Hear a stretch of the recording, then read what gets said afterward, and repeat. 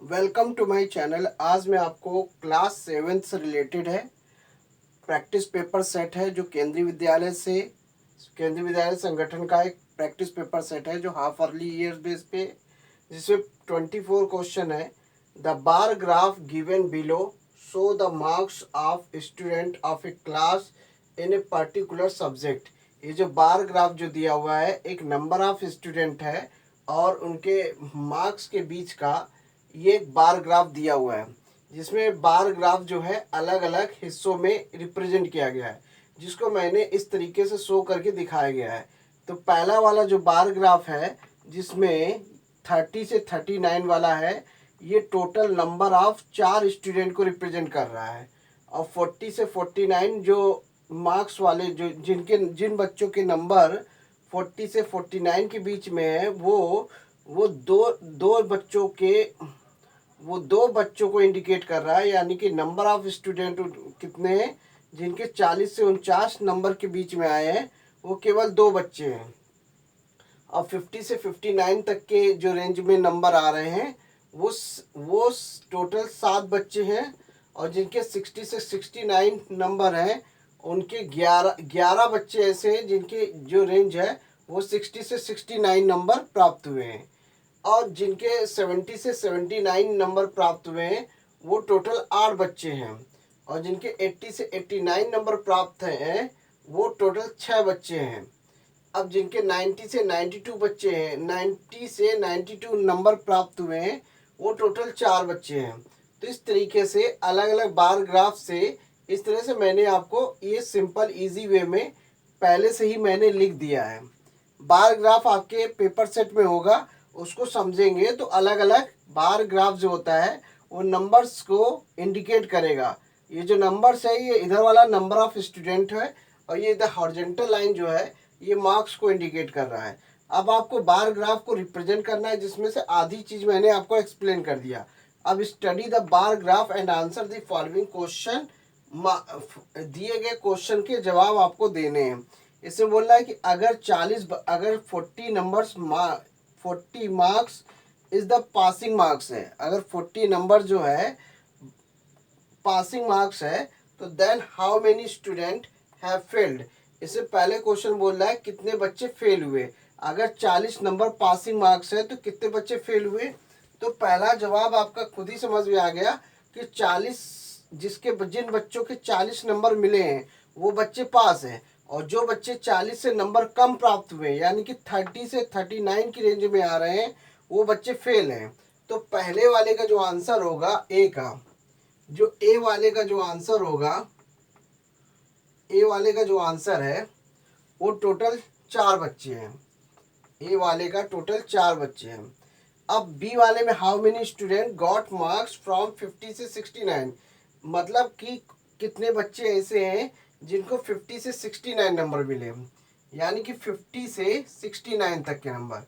आपको यहाँ पे 2 बार ग्राफ दिख रहे होंगे, 50 से 59 और 60 से 69। आपके क्वेश्चन में बोल रहा है कितने बच्चे ऐसे हैं जिनको 50 से लेकर 69 तक के नंबर प्राप्त हुए, यानी कि 50 से 69 तक की रेंज में जो बच्चे आ रहे हैं उनके नंबर प्राप्त करने हैं। अब देखिए यहाँ पे 2 बार ग्राफ है। दोनों बार ग्राफ जो है, एक इस वाले बार ग्राफ की रेंज है 50 से 59 है, इस वाले बार ग्राफ की रेंज है 60 से 69। लेकिन क्वेश्चन में आपका 50 से 69 है, इसलिए हमें ये नंबर और ये नंबर गिनना पड़ेगा, क्योंकि ये वाला जो बार ग्राफ है 7 बच्चों के लिए इंडिकेट है, और ये वाला जो बार ग्राफ है ये 11 बच्चों के लिए इंडिकेट कर रहा है। इसलिए क्या करेंगे, इन दोनों को जोड़ देंगे, तो बी वाले का जो आंसर होगा वो 18 हो जाएगा। कुल मिला के इसका आंसर होगा 18। 11 + 7 करेंगे तो 18 आपका टोटल बच्चे हो जाएंगे जिनको 50 से 69 नंबर प्राप्त हुए हैं। अब यहाँ पे देखिए कितने हाउ मेनी स्टूडेंट्स स्कोर्ड, कितने बच्चे ऐसे हैं जिनको 90 नंबर प्राप्त हुए हैं, वो भी 90 से ऊपर होने चाहिए, यानी कि जिनका स्कोर 90 से ऊपर है। देखिए 90 से ऊपर वाले बच्चे कितने हैं, 90 नंबर प्राप्त करने वाले बच्चे 90 से 92 बच्चे हैं, यानी कि 90 से लेकर 92 नंबर प्राप्त करने वाले जो रेंज है वो टोटल 4 बच्चे हैं। तो इसमें सी वाले का जो आंसर हुआ वो टोटल 4 हो जाएगा। तो यहाँ टोटल 4 बच्चे हो गए स्टूडेंट।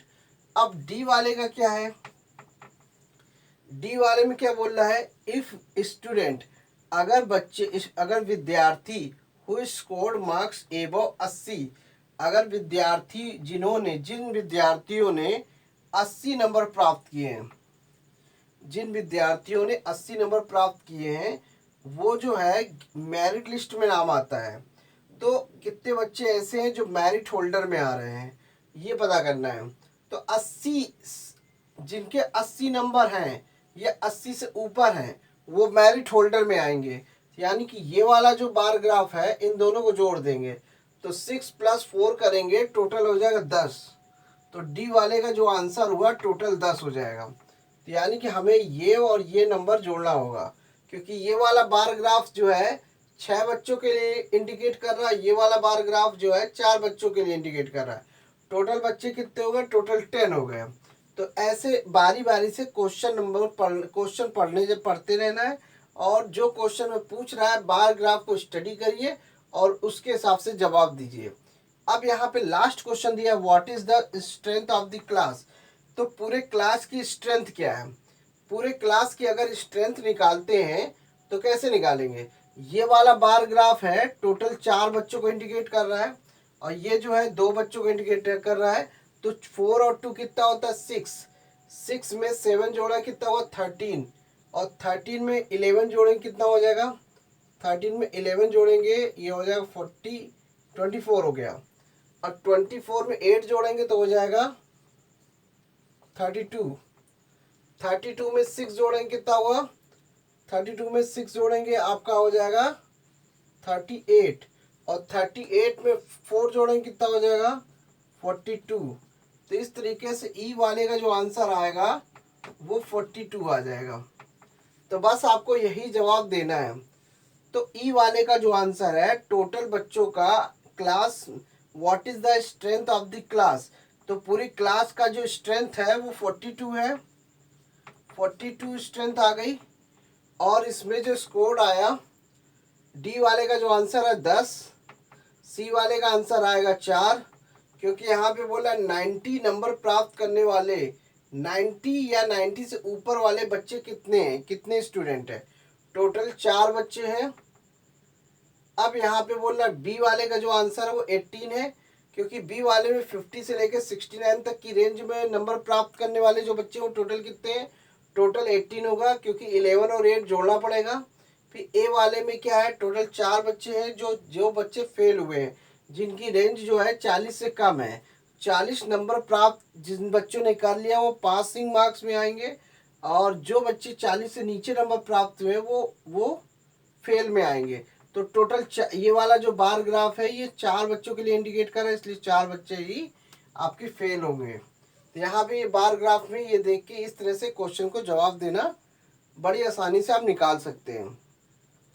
तो thanks for watching my video, धन्यवाद।